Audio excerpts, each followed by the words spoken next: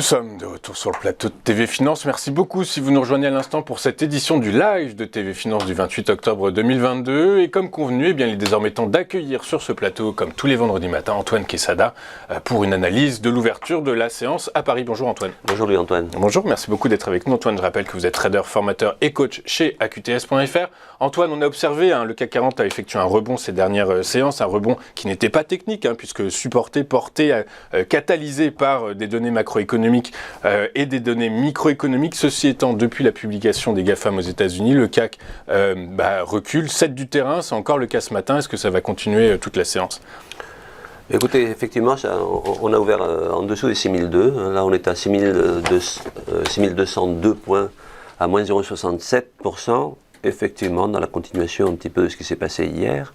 Je dirais qu'il était un peu normal que l'on retrace après ces dernières journées haussières que vous avez évoquées, et journées qui étaient de façon assez prévisible potentiellement haussière, du fait de la validation, là je reviens à l'analyse technique, du fait de la validation de cette fameuse figure en double creux que l'on a ici sur la droite de l'écran, dont la ligne de coup passait sur les 6040, 6039, 6040, qui est ici en jaune orangé.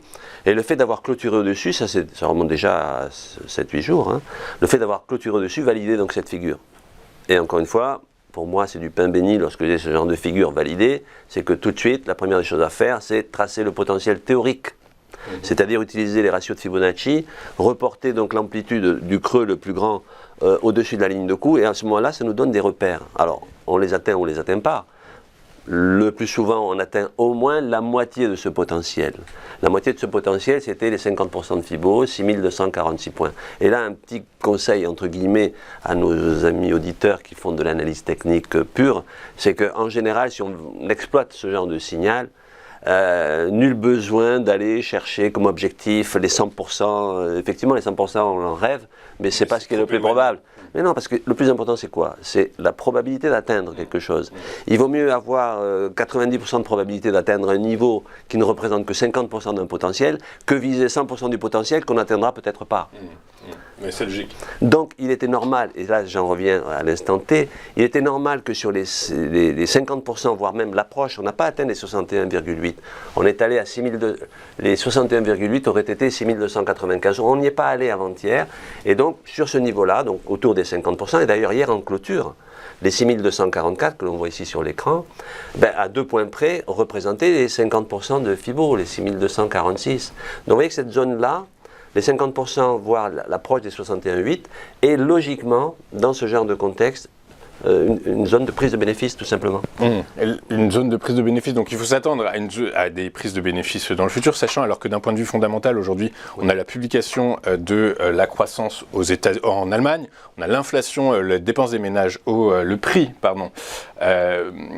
des prix à la consommation des ménages aux États-Unis. La semaine prochaine, on a la décision de la Fed sur les taux d'intérêt, donc il y a quand même de la matière. Il y a en sort des publications d'entreprises aujourd'hui. Tout ça, ça va impacter évidemment l'indice parisien. Ça va sans doute l'impacter, mais je pense, pour une fois je vais être un peu plus optimiste que d'habitude, en tout cas sur le court terme. Non, c'est du réalisme, je m'adapte à la situation.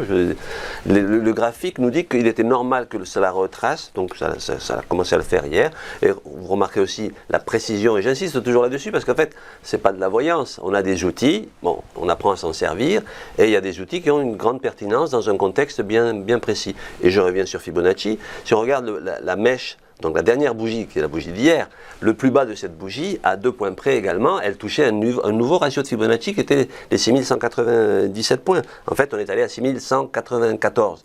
Donc vous voyez la précision de l'outil. Utilisons cet outil, enfin moi c'est un de mes outils de prédilection dans un contexte bien précis. Donc pour répondre à votre question aujourd'hui, là, à l'instant T, on est à 10 points près sur les 38,2, on est à 6210 points.